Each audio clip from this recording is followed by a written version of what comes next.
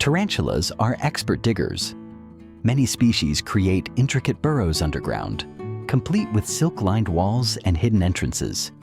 These burrows serve as their homes, hunting grounds, and safe spaces from predators.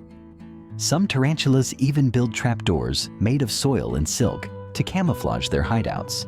But not all tarantulas live underground. Tree-dwelling species make silk retreats high in the branches.